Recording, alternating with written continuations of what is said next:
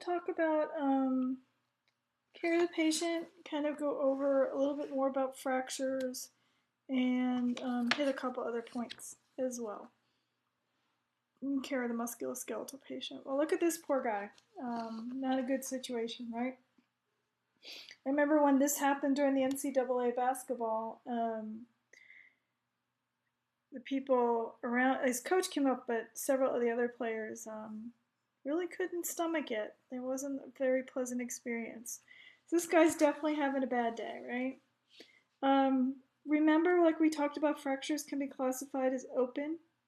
Used to be called compound fractures. This means the bone breaks the skin. In this case, this poor gentleman here, that's what happened. Closed is where the bone stays within the skin, formerly known as simple fractures. Remember that open fractures, because the skin is broken, it exposes the bone and increases the risk of infection. It also causes soft tissue injury. The clinical manifestations are immediate pain, decreased function, inability to bear weight on or use of that affected part. The patient may guard that part, protect it, and there lots of times will be obvious bone deformity, but not always. With this gentleman's case, it's pretty obvious. So what do we do when we see the patient? Many times we'll elevate it, apply ice for about 15 to 20 minutes at a time, and we will immobilize it as well.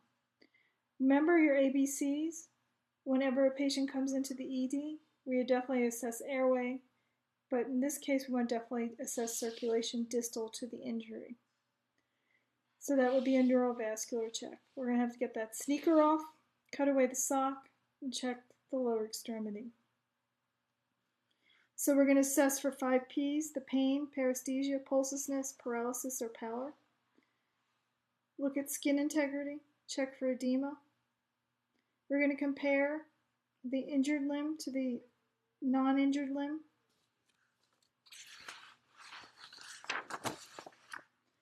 The goals of treating a fracture is to realign the bone, immobilize it, manage signs and symptoms of the fracture, promote fracture healing, and manage complications.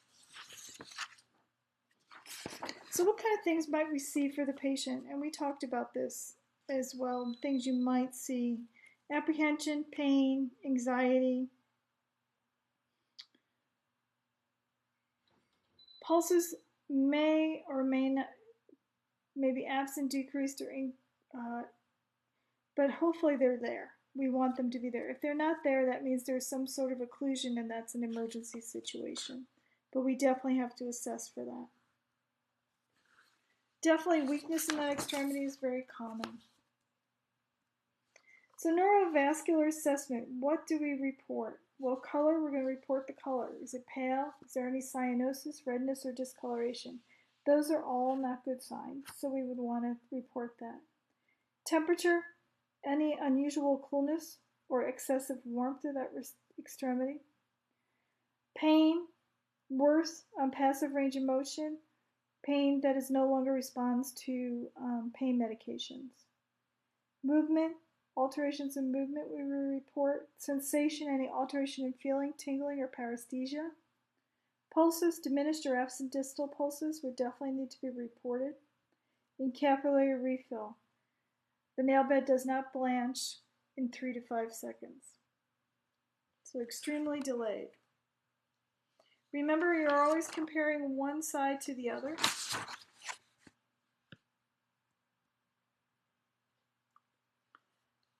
One of the things that they might do for this patient is put him in traction.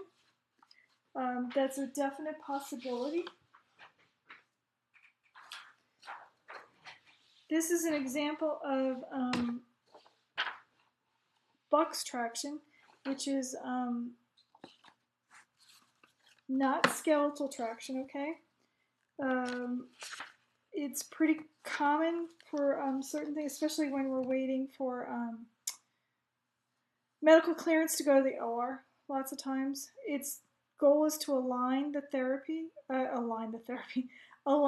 limb and keep it aligned. You have to watch for symptoms of problems with immobility, as well as things, nursing interventions we want to watch for is make sure the weights are off the floor, that the correct amount of weight is hanging, there's no kinks or fraying in the line that's attached to the weight. We also want to make sure that the weight is free from any, not, set up against anything or leaning up against anything. Lots of times they'll have a trapeze on the bed. This is an example of skeletal traction. This is, you'll see the trapeze right here that helps with mobility. It'll allow the patient to lift up and kind of get that bottom off and alleviate some pressure there. This skeletal, the difference between these two is this has pins. There are things setting into the limb, okay? So what we want, this person is at greater risk for infection, okay? So that's important to know. And then as well, we want to make sure that we're assessing the pin sites and doing pin care as well, just like when we talked about the fixators. Okay? Usually trauma patients probably will be used for, this will be used for. So how often must the nurse inspect the traction pin sites for signs of inflammation, evidence of infection? Is it A, B, C, or D? And the answer would be A, or every 8 hours. All right, so let's talk about hip fractures because we know we're going to see those. We see many of them in the hospital. Some are related to age or the possible presence of osteoporosis. I've known people fracture their hip that had a history of osteoporosis. They were walking the dog and stepped off the curb kind of funky, and then lo and behold, they have pain in their hip, and there you go. She's fractured her hip. So who's at risk? Well, older adults, female, history of osteoporosis, postmenopausal, and someone that has increased chance of falls, like someone with Alzheimer's, unsteady gait, anemia, certain medications that makes them prone to fall. Lots of times these patients will be placed in box traction initially to maintain and align that joint. So what kind of symptoms were they going to have when they fall? Well, they're going to have external rotation, adduction, and a shortening of the limb, as well as pain. That's the classic. Commit those to memory. I can guarantee you'll see something like that on either an exam or on your NCLEX when you are ready to graduate or have graduated. Priorities for these patients are hydration, obviously ABCs, airway, circulatory checks, those neurovascular checks, pain control, and then we just want to prevent complication as well. Here's a more detailed concept map of the care of the patient with a hip fracture. And I like this one because it talks about assessing for the neurovascular impairment. It talks about special considerations for older adults. The older adults at risk for heart failure, maybe pneumonia, disorientation because of this trauma in their life. It also talks more in depth about the complications, and we talked about that in a previous lecture. Here's more detailed as far as nursing care interventions. But definitely make sure you understand the classic symptoms of it. The hip fracture. It's very important that we understand those because that's what's going to be able, when you have a patient that falls in the hospital, that's one of the first things you're going to look for. So like if I am taking care of, say my 80-year-old father, he tends to fall a lot. We get lots of late night calls from the nursing staff. And one of the first things they're going to do is going to assess his extremities to make sure nothing's broken, nothing's fractured. If they notice that that leg is looking the way it is, then what they're going to do is they're going to check neurovascular checks. They're going to check for pulses. Make sure there's nothing, circulation is not compromised. All right, so now we're going to talk a little bit about joint replacements, kind of give you an idea of what's happening here and why they're done. Lots of times they're done because of degenerative joint disease. There's been either past surgeries or maybe they have osteoarthritis. All those kind of things are going to play into it. So what happens here is the joint's replaced. It will help with mobility, improve quality of life, all that good stuff. All right. But we have things that we have to be concerned with. Most common areas for these two, probably the most common we see in the hospital are hips and knees done. So someone that has knee surgery, and you can see this little cartoon, it's kind of a little sick sense of humor, but knee replacement, huh? I'm pretty sure that Thunder wasn't told that that was an option. Although, I have to admit, I think I have heard that animals have had knee replacements. I know my dog had ACL surgery. They don't have ACLs, but they have what's equivalent to our ACL. And yes, she blew her ACL and had to have surgery. So, and the rehab is very, very similar to what we use for people too. So, although we didn't have to put her in a facility, we could do our own rehab for her. Okay, so what kind of things are we looking for a knee when they have a knee replacement? Well, pain is one related to the surgical procedure and immobilization. So we're going to assess for pain. Definitely doing neurovascular checks for neurovascular dysfunction, right? And then they have impaired physical mobility. They're at risk for infection, DVT, pulmonary emboli. So what are we going to do? Well, most likely these patients will ambulate within a day of surgery, if not sooner. They may need to use assistive devices like crutches or walker. Weight bearing is going to be prescribed by the physician. Most likely they're going to have a physical therapy consult, and we are going to start it from there. We're going to, if they have a drain in place, we're assessing and monitoring the drainage in that drain and also the drainage site. We're going to do interventions to prevent DVT, so that's going to be like your SCDs, as well as probably most likely Lovenox as well. And then we're going to talk to them about their plan of care, possibly rehab. If they have a total knee, we definitely want to encourage flexing exercises or use of those continuous passive motion devices. And this is a picture of one. Why? Because we don't want that joint to lose its mobility. If they don't move it, they'll lose it. Okay? Post-operatively, these patients are going to receive ice, pain control, and they're going to start physical therapy pretty much right away. If they have a total hip done, we have to watch for positioning. We're going to position the patient in abduction to prevent dislocation of the prosthesis. They are not allowed to flex that hip more than 90 degrees. They need to avoid internal rotation, so no crossing the legs. They should definitely understand what protective positioning is and have hip precautions. So that might be, an elevated toilet seat, those kind of things. One thing you might see is the use of an abduction pillow to prevent dislocation. This keeps the limb aligned initially, so you might see that done.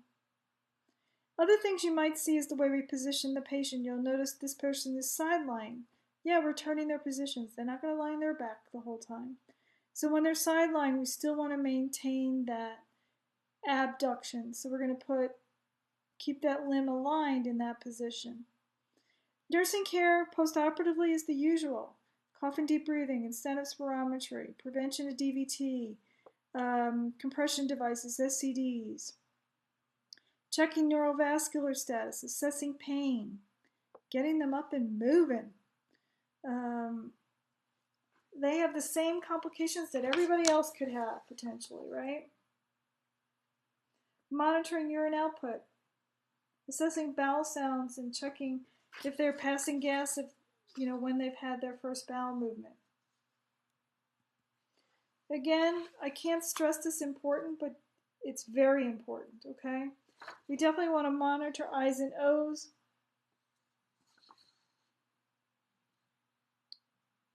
And as far as the hip, we want to protect that device that's in the hip. So no internal rotation, no adduction, no more than 90 degrees flexion. Very important, okay? And like I mentioned, you're going to use an elevated toilet seat. All very important. When we talked about degrees of ambulation, or the doctor is going to order ambulation, these are certain terms that they might be using, okay? Non-weight bearing, toe touch or toe down. Partial weight bearing, which means that they are putting 25 to 50% of their patient's weight on that extremity. And weight bearing is tolerated. That's dictated by the patient's pain and tolerance.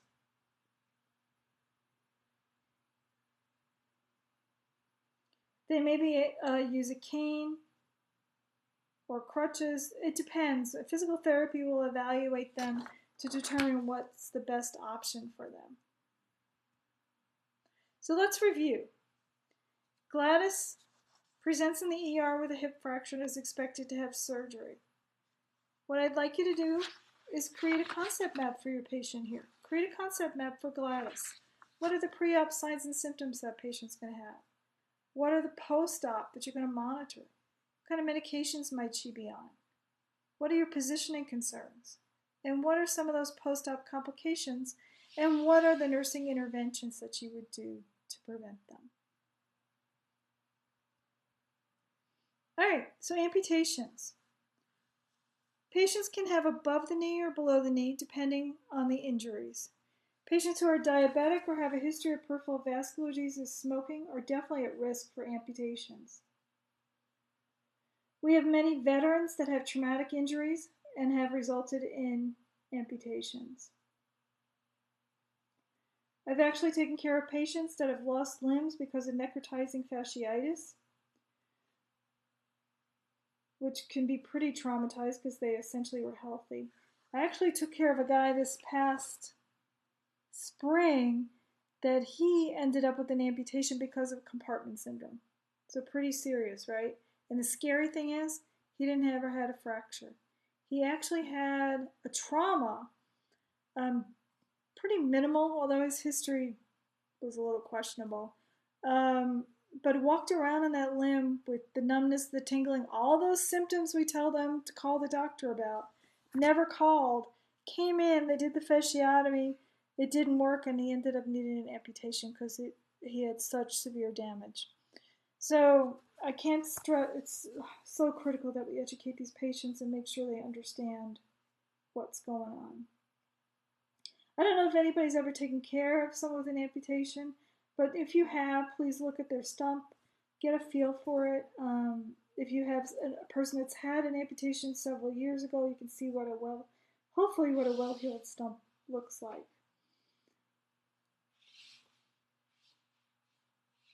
Initially, they're going to have a compression dressing on post-operatively when the amputation is new. Elevation can be controversial with these patients because they can cause hip or knee contractures, so we really have to watch this as well. Positioning is very important because we want to prevent those contractures.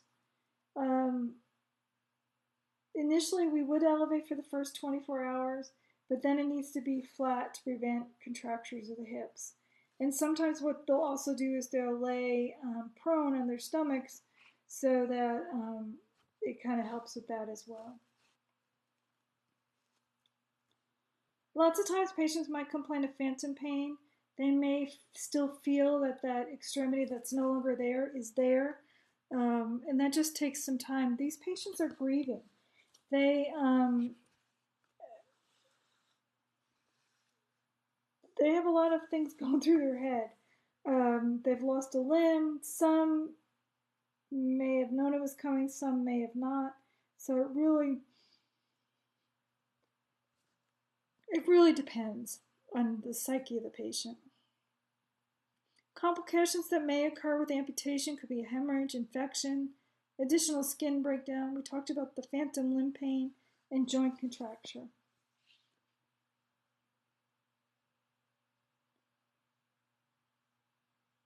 Remember, if that dressing comes off initially, the nurse must immediately rewrap the limb with the elastic compression bandage, because if you don't do that, edema will develop in a short period of time and can potentially delay rehab.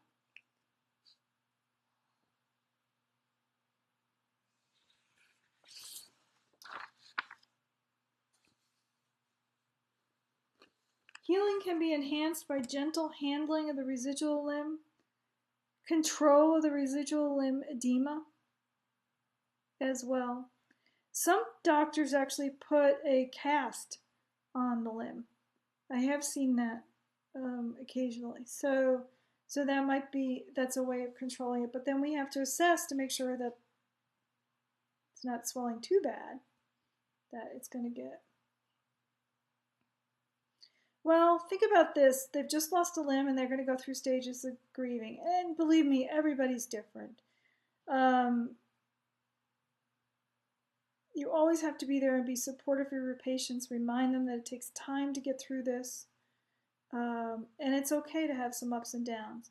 If they need to speak to someone, you might offer maybe there's a support group, or the patient advocate or the chaplain can come up and speak to them too if they need to really spend some time really working through some of this. All right, here's a question for you. A patient has a severely sprained ankle from a sports injury. What should the nurse teach the patient prior to discharge from the urgent care center? Is it A, B, C, or D?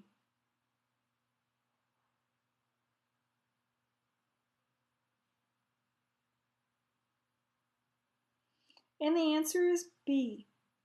If the injury occurs, immediate care will focus on stopping the activity and limiting movement, applying ice compresses to the injured area, compressing the involved extremity, elevating that extremity, and providing analgesia as necessary.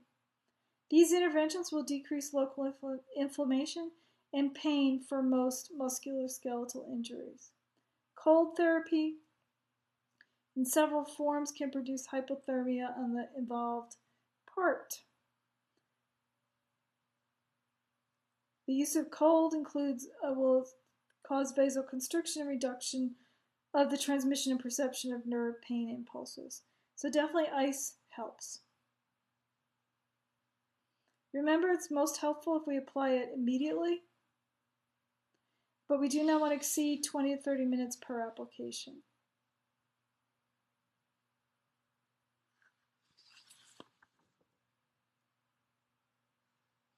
Here's another question for you guys. If a nurse is caring for a client who has osteomyelitis and had a wound debridement leaving a non-draining wound, IV antibiotics have been administered for 7 days. The client is being discharged with care, continued in the home setting.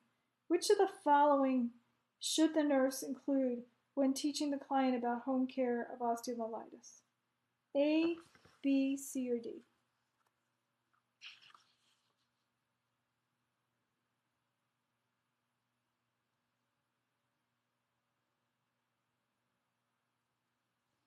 And the answer would be D. Aseptic technique must be used when doing dressing changes. Low back pain. Just a few words about this. Low back pain. First thing we will love to do is prevent it. One thing is weight reduction, modify diet so they're at an ideal body weight. Avoid wearing high heels. Walk daily to gradually increase distance and pace of walking. Avoid jumping or jarring activities. Stretch to enhance flexibility and do strengthening exercises. If they strengthen their core, that really helps a lot. They want to practice good body mechanics, so that's good posture, avoid twisting, lifting above waist level, and reaching up for any length of time. You want to push objects rather than pull them, because you can tweak your back that way. Keep the load close to the body when lifting. So just general lifting considerations. They may need to make work modifications as far as lifting as well. And we see that in the hospital, right? With the new lifting equipment we have and stuff. When I first started nursing, it was just us, brute force. And we had a lot of nurses that had back issues as a result.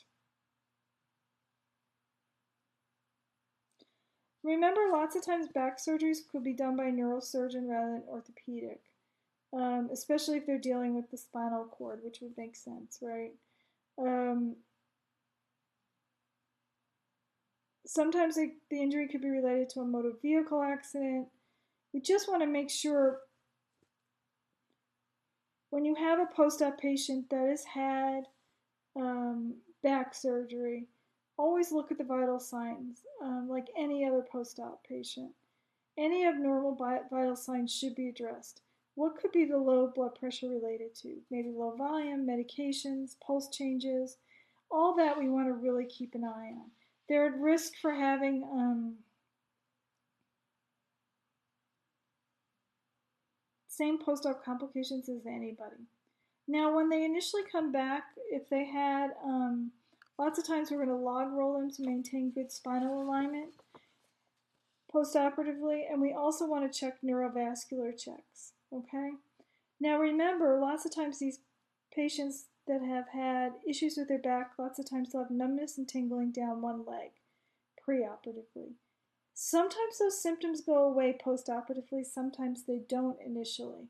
So you want to, when you're assessing the patient and they mentioned they still have some numbness and tingling in that limb, you want to also follow up with the question, ask, did this occur before surgery or is this new onset? Get everything you need, all that info. Here's some info here about some good stretching exercises to help with your back.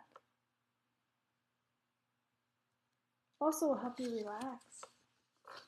All right, contusion strains and sprains. Local symptoms will include pain, swelling, discoloration. Can be controlled by intermittent application of cold packs applied to the site and elevation of that extremity. Most contusions will resolve in 1 to 2 weeks. Severe sprains can actually take up to 12 weeks to heal. A sprain is an injury to the ligaments and tendons that surround the joint, so that joint is impaired at that point. It's not strong anymore. It needs support. There are different levels of sprains, but the bottom line is that they don't have normal joint function, and we have to support that joint. And you'll notice here you've got significant edema, significant bruising.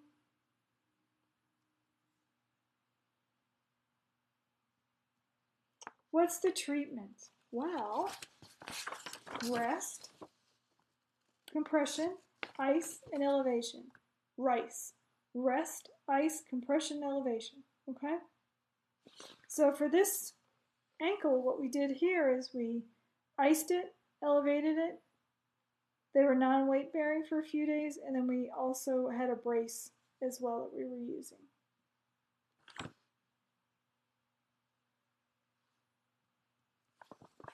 Joint dislocation is very painful.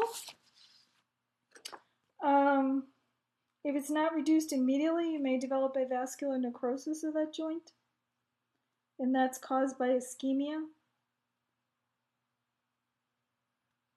So they have acute pain. There's a change in positioning of the joint on x-ray. There could be a shortening of the extremity. You definitely see a deformity. And there could be a decrease in function as well. Once the joint is put back into place, we want to make sure that we do neurovascular checks at a minimum every 15 minutes until the patient's stabilized. They may, if it's like a shoulder, they may put him in a splint initially. Or if it's something like an ankle, they may cast him. But again, neurovascular checks. Sounds familiar, right, guys? Always talking neurovascular. All right, that's it.